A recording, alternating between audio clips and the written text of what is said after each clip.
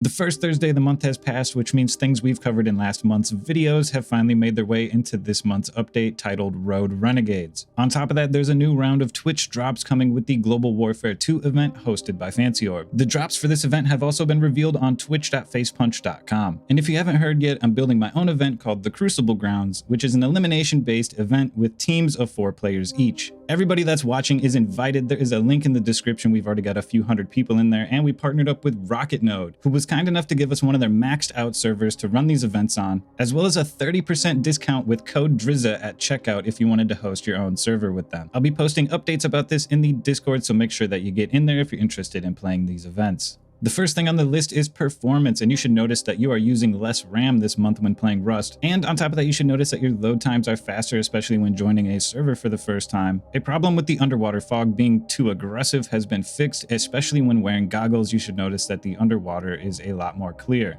The traveling vendor finally made its way onto the roads this month. It spawns about as often as the cargo ship, and you can locate it on your map by looking for this green icon. This vendor will travel around the ring road on the map and has vending machines in it that have a bunch of random items like resources, weapons, and explosives that vary in price and sometimes will be offered at a cheap discount. After you've located the vendor, wave him down and he'll stop near you so that you can access the vending machines. Keep in mind you'll be obliterated within 200 meters of this vehicle, as there are peacekeeper turrets, so make sure that you're not hostile when approaching it. The traveling vendor comes along with more than just new purchasable items. It also brings dynamic pricing, which means that the prices inside the traveling vendor will not always be the same, and they'll vary each time that it spawns. This feature was also brought to the NPC vending machines like the ones found at Outpost, although theirs differs from the traveling vendor. The prices will start at about twice as much as they normally do, and then the sales volume will be tracked over the course of 6 hours to determine whether or not it should go down. This is something that is most likely going to change and evolve over time, and this is probably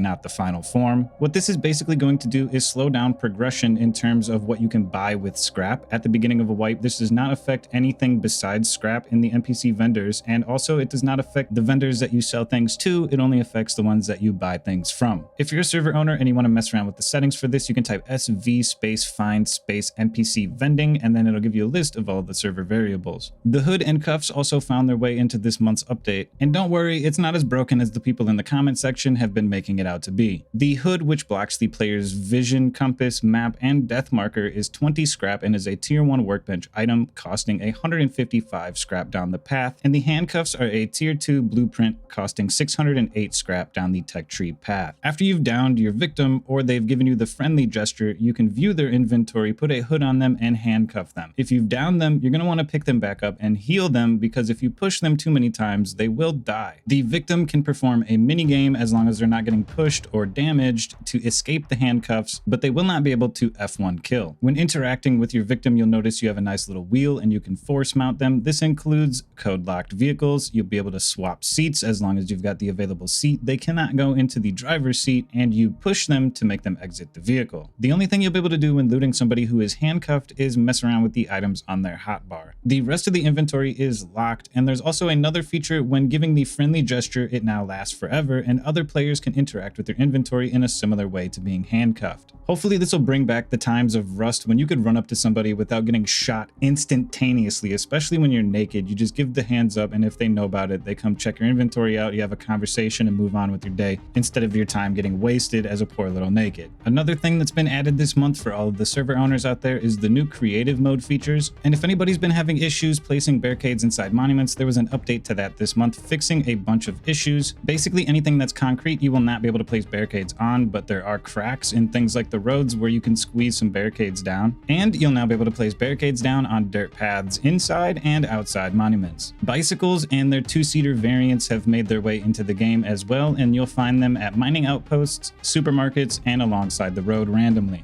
Motorbikes have also made their way into the game along with their sidecar variants, and they'll be spawning at a bunch of random monuments as well as the power substations that you can find scattered around the map. A cool feature that didn't seem to make its way in is the ability for burnouts and fast turns on motorbikes with the control button. Hopefully we'll be seeing that in the next month or two. But I do foresee bike gang roaming around pretty soon, similar to horse gang. If you know, you know. Both the bicycles and the motorbikes are scrappable at the junkyard. From what I saw testing it, the motorbikes give you 40 scrap and the bicycles give you 25. Also, if you're somebody who scraps vehicles at the junkyard frequently, you'll notice that you can no longer shove them into the side of the scrapper. They have to go into the top now.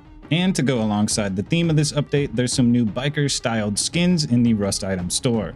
If you're a server owner that uses plugins or a plugin developer, you might have noticed that there is a new mandatory update, so make sure you go get everything updated for your plugins. And there was an in-depth post on the Rust blog if you want to go read more about this. A new installment in the ongoing effort against cheaters was brought about this month. And to summarize it, basically players are not rendered until you see them, no matter who you are. Alongside these new additions to the game, there was also a few improvements and fixes, and you can see these on screen right now, but if you wanted to see them for yourself, you can head over to the Rust blog.